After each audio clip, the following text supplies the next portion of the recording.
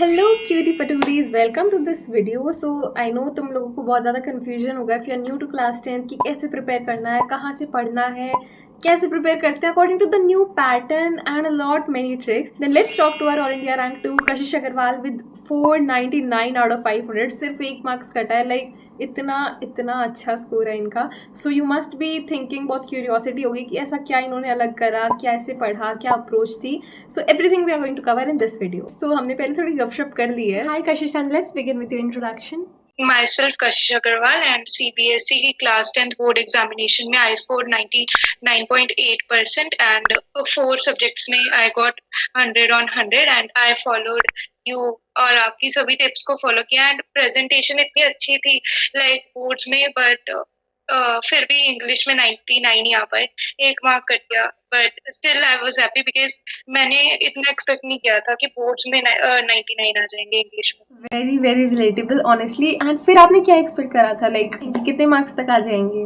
मैंने इंग्लिश में तो 92 ही एक्सपेक्ट किया था बट 99 आ गए क्योंकि मुझे लगा था कि मैंने थोड़ी सी काइंड ऑफ प्रेजेंटेशन थोड़ी सी खराब कर दी है बट फिर भी ठीक रहा।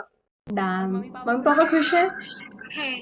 सभी खुश हैं एंड रिलेटिव्स के भी फोन आ रहे हैं एंड ये 2 घंटे रिजल्ट आने के 2 घंटे में ही लाइक 60-70 रिलेटिव्स के फोन आए, लाइक बहुत इंटरेस्टिंग था। रिलेटिव्स को तो जानना ही होता है। अच्छा चलो मेरे को बताओ, what was your approach, like starting में आपने कैसे पढ़ा, पहले एनसीईआरटी करी या पहले रिफ्रेश करा? आप थोड़ा सा बताओ इसके बारे में। कुछ तो यही रही कि स्टार्टिंग से ही लाइक स्टार्टिंग से ही सेशन के मैंने सारा सिलेबस स्टार्ट कर दिया था।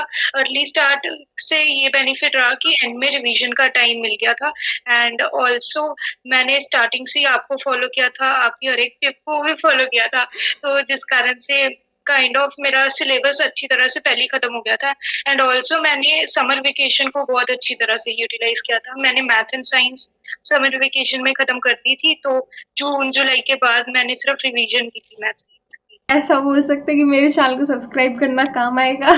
तो guys please subscribe Avika these channel क्योंकि जो टिप्स आपने दी हैं दे were really very beneficial.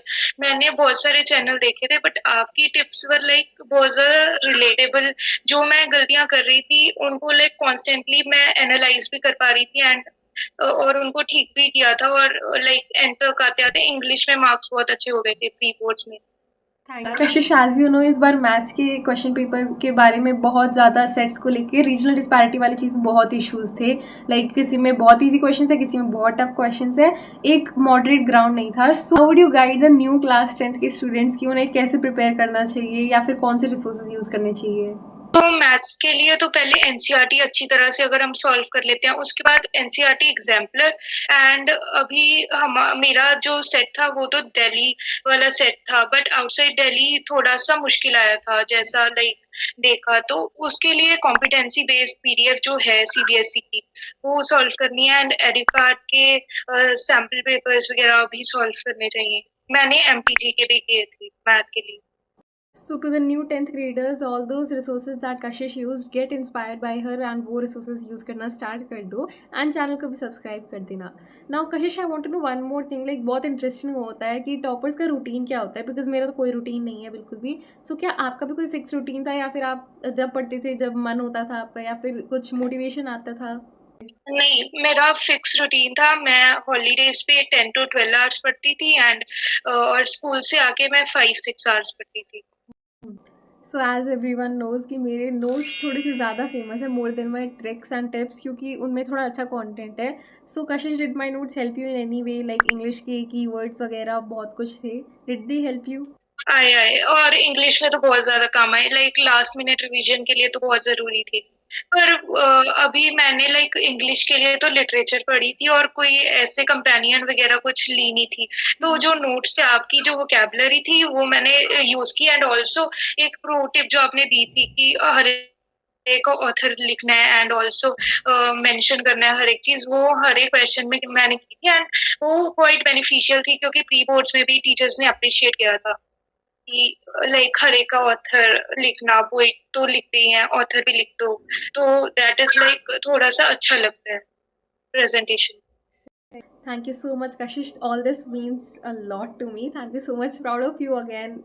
So I had another question कि आपने रिवीजन कितनी बार किया था? सब बोलते हैं कि टॉपर्स 6-7 बार रिवीजन कर लेते, तो आपने कितनी बार रिवीजन कर लिया था? रिवीजन मैंने मैथ साइंस का जुलाई के बाद शुरू कर दिया था। पीवाईक्यू सॉल्व किए थे 10 इयर्स के, 2016 से 2025 के, and also PY sample question paper मैंने सितंबर से शुरू किए थे। एंड इंग्लिश के लिए तो कॉन्स्टेंटली मैंने एनसीईआरटी रीडिंग ही की थी। एंड मेरे पास पंजाबी मेन थी, तो पंजाबी मेन तो स्कूल के साथ ही की थी। एंड एसएसटी के लिए, एसएसटी थोड़ी सी मेरी वीक थी, ऑल्सो एसएसटी का सिलेबस बहुत ज्यादा था, but at the end manage हो गया था, क्योंकि और थोड़ा सा लाइक प्रेपरेशन के लिए टाइम ज्यादा था, 5 हॉलीडेज थी। Agreed agreed, you 100% right. Revision जितनी बार होता जाएगा उतनी जल्दी जल्दी आपके ब्रेन में वो जो नॉलेज है वो एब्जॉर्ब होगी और लॉन्ग टर्म के लिए आपके ब्रेन में रहेगी, आपको याद रहेगी वो चीज़ें। So prioritise your revision from the very beginning. आप फोकस करना कि इंटरेस्ट के साथ पढ़ो और सिलेबस टाइम से कवर हो जाए। So Kashish, would you give any message और tips to the new 10th graders कि इन्हें क्या माइंड में रखना चाहिए, क्या जानना चाहिए?